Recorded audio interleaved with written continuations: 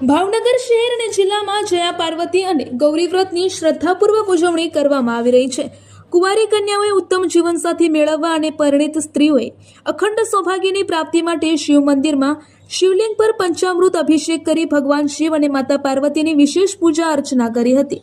પરંપરા મુજબ કુંવારી કન્યાઓએ શોળે શણગાર સજીને વહેલી સવારથી જ શહેરના વિવિધ શિવાલયોમાં જઈ મહાદેવની આરતી ઉતારી હતી. વ્રતધારી બાળાઓ અને મહિલાઓએ શિવલિંગ પર દૂધ, દહીં, મધ અને જળનો પંચામૃત અભિષેક કરી બીલીપત્ર તથા પુષ્પો અર્પણ કર્યા હતા. ગાંધીનગર જિલ્લામાં મેઘરાજાની પધરામણીની સાથે જ ખરીફ પાકની વાવણીની કામગીરીમાં વેગ આવ્યો છે. 24 જુલાઈ સુધીમાં જિલ્લાના વાવેતર યોગ્ય કુલ વિસ્તારમાંથી 43% એટલે કે 72,621 હેક્ટરમાં વાવેતર સંપન્ન થયું છે. સમગ્ર જિલ્લામાં 25,603 હેક્ટર સાથે દહેગામ તાલુકો વાવેતરમાં પ્રથમ ક્રમે રહ્યો છે, જેમાં ખેડૂતોએ કપાસ અને મગફળી જેવા રોકડિયા પાક પર વધુ પસંદગી ઉતારી છે.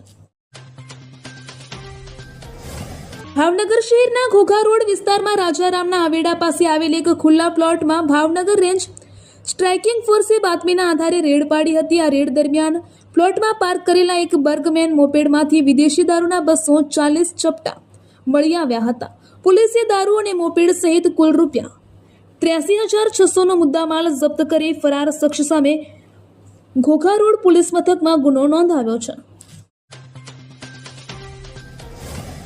સુરત શહેરમાં માત્ર 15 દિવસના ટૂંકા ગાળામાં જ સતત બીજી વખત ખાડીપુરના પાણી ફરી વળતા સમગ્ર વહીવટીતંત્રમાં ભારે દોડધામ મચી ગઈ છે. અગાઉ પ્રથમ પૂર દરમિયાન થયેલા નુકસાન અંગેનો કેશ ડોસ અને ઘરવખરી સહાયનો સર્વે હજુ સુધી સંપૂર્ણ પૂરો પણ થઈ શક્યો ન હતો. ત્યાં જ ફરી એકવાર શહેરમાં ખાડીપુર અને જળબંબાકાર છે.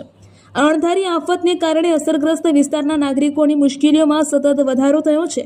તંત્ર દ્વારા જૂની સહાય ચૂકવવાની કામગીરી પૂર્ણ થાય તે પૂર્વે જ નવી સહાય ત્વરિત ધોરણે આપવી અનિવાર્ય બની ગઈ છે.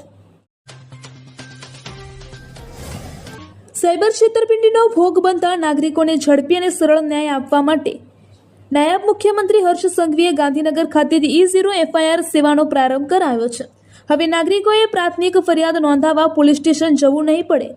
1930 હેલ્પલાઇન નંબર ઉપર ફરિયાદ દાખલ કરતા જ ઓટોમેટિક 0 FIR જનરેટ થઈ સંબંધિત પોલીસ સ્ટેશનને મોકલાઈ જશે. ઉપરવાસમાં પડી રહેલા ભારે વરસાદને કારણે સાબરમતી નદી પર હીરાપુરા બેરેજમાં પાણીની સતત આવક થઈ રહી છે. જળસ્તર જાળવી રાખવા અને સલામતીના ભાગરૂપે તંત્ર દ્વારા બેરેજમાંથી વધારાનું પાણી નદીમાં છોડવાનો નિર્ણય લેવાયો છે. સુજલામ સુફલામ પેટા વિભાગ વડનગર દ્વારા આપવામાં આવેલી માહિતી અનુસાર આજે બપોરના સમયે જરૂરિયાત મુજબ પાણી છોડવાની કામગીરી હાથ ધરવામાં આવી શકે છે, જેને પગલે મહેસાણા અને સાબરકાંઠા જિલ્લાના કાંઠા વિસ્તારના ગામોને તાત્કાલિક અસરથી સાવચેત કરી દેવાયા છે.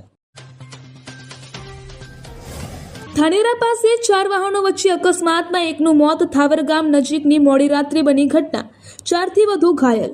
ધાનેરા તાલુકાના થાવર ગામ પાસે ગત મોડી રાત્રે માલુત્રા જવાના 3 રસ્તા પર 4 વાહનો વચ્ચે ગંભીર માર્ગ અકસ્માત સર્જાયો હતો. આ દુર્ઘટનામાં એક યુવાનનું કરુણ મોત નીપજ્યું હતું, જ્યારે 4થી વધુ લોકો ઘાયલ થતા ઘાયલોને તાત્કાલિક 108 એમ્બ્યુલન્સ દ્વારા સારવાર અર્થે હોસ્પિટલ ખાતે ખસેડવામાં આવ્યા હતા. અકસ્માત એટલો ભયાનક હતો કે કારમાં સવાર એક વ્યક્તિના શરીરમાં વાહનના પતરા ઘૂસી ગયા હતા.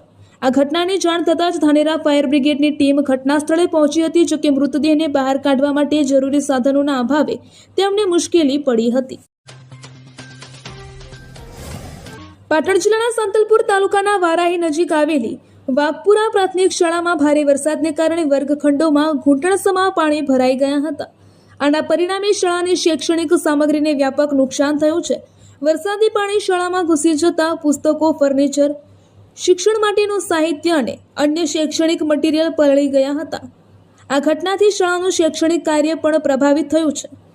આ ઘટના બાદ શાળાના સ્ટાફ અને સ્થાનિક ગ્રામજનોએ સાથે મળીને શાળામાં ભરાયેલું પાણી બહાર કાઢવાની કામગીરી હાથ ધરી હતી.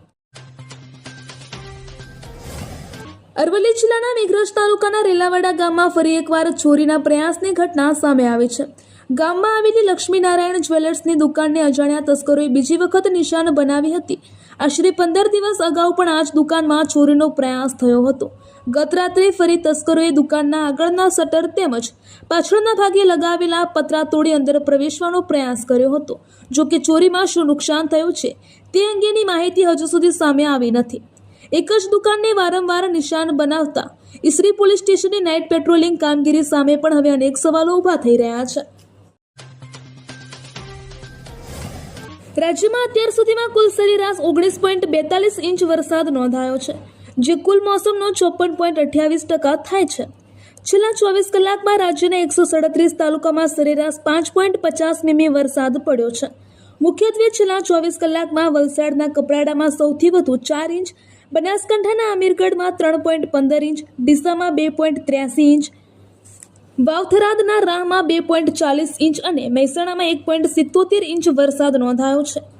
વિભાગ વાઇઝ જોઈએ તો દક્ષિણ ગુજરાતમાં સૌથી વધુ 77.92%, પૂર્વ મધ્ય ગુજરાતમાં 45.58%, સૌરાષ્ટ્રમાં 43.75%, ઉત્તર ગુજરાતમાં 41.25% અને કચ્છમાં 19.5% વરસાદ નોંધાયો છે.